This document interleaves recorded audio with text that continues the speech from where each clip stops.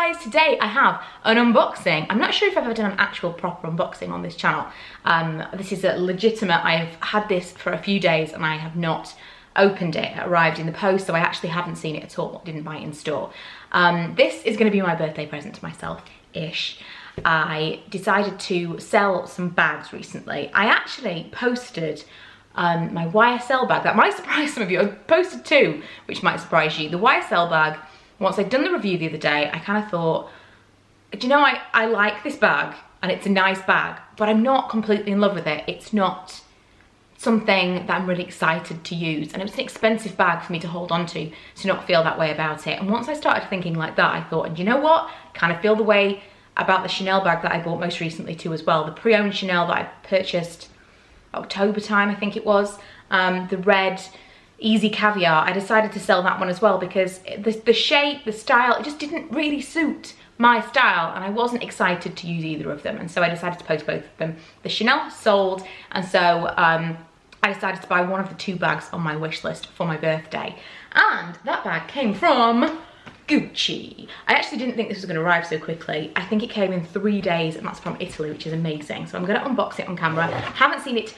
at all. I did order it online, and part of the reason that I ordered it online was that the only Gucci stores that I would have kind of in driving distance to me would be concessions. I kind of wanted the full Gucci experience. When I bought that YSL bag from Selfridges in Manchester, Trafford Centre, I got it, I purchased the bag, she put it in some tissue paper, and I got it in a Selfridges bag. And I just thought afterwards, I know that it's really superficial, but the whole thing of designer bags is really superficial, and half of the experience is the packaging and the grandeur and the pomp and circumstance surrounding the fact that it's a designer bag, isn't it? I mean, apart from the fact that you like the bag in the first place, and the fact that you don't get that when you buy from a concession made me decide to actually order it direct. So here it is. The box is lovely. If you were going to buy a gift, I would definitely suggest that you buy direct from the retailer, either in a proper store or from online, because everything, the packaging is just generally nicer. It feels more like an actual gift. I kind of almost can't bear to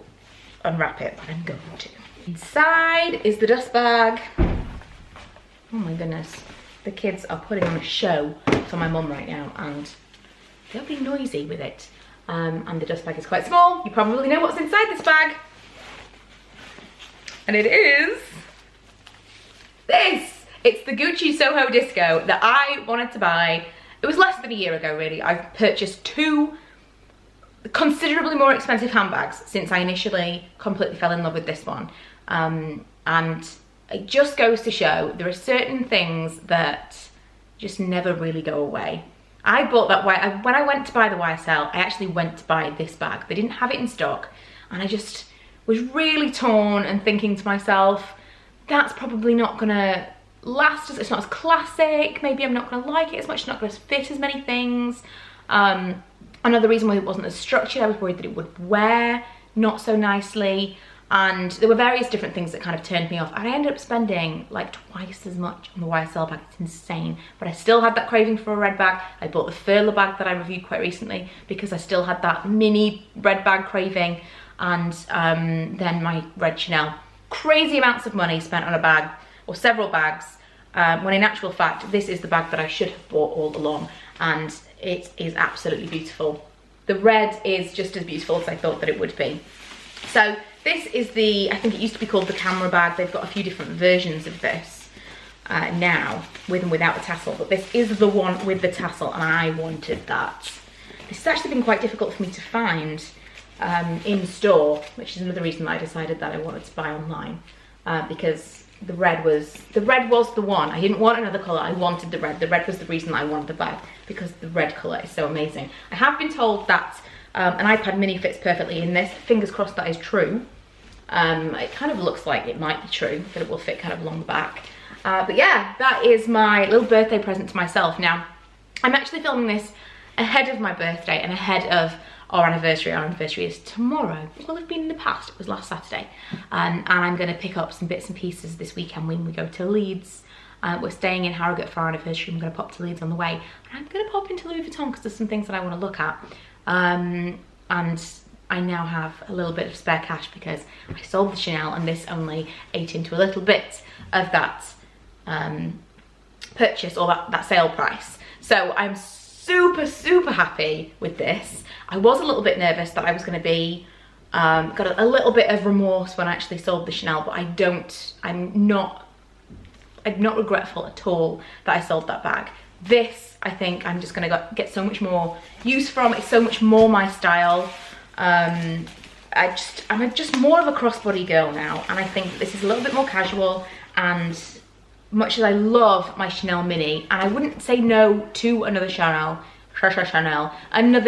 in the future, I think that kind of classic Chanel style is the bigger bags.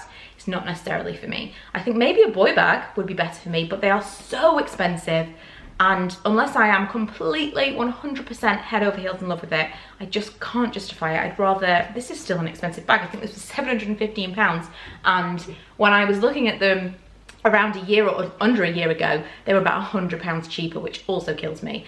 Brexit, you ruined the luxury handbag market for those of us in the UK. I mean, price increases alone is terrible, but once Brexit happened, yeah, everything went up. So that wasn't great.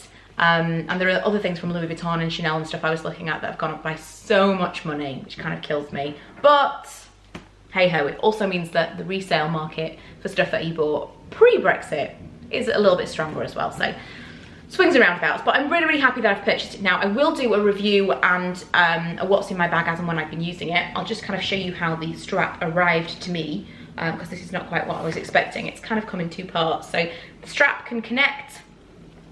It's just on these little rings here. I swear, I don't know what is happening upstairs, but it's like someone is intentionally being as noisy as possible. And then it's separated, and then you can, a little bit like a belt, make it as short or as long as you want. So even on the shortest loop, that is the perfect crossbody length for me. I'm so happy with it.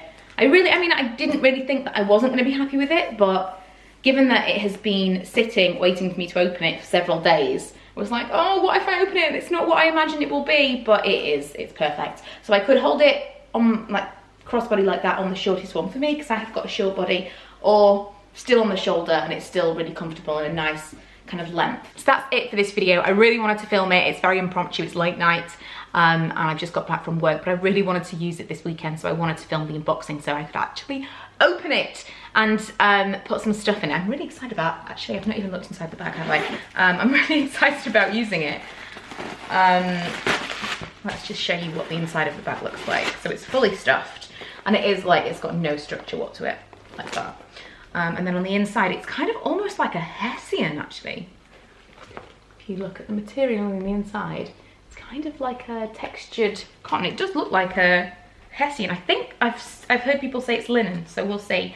But I'm also really pleased to see it's a light coloured lining, because dark coloured linings, for one, I tend to lose things. I know it's a small bag, but I tend to lose things in them.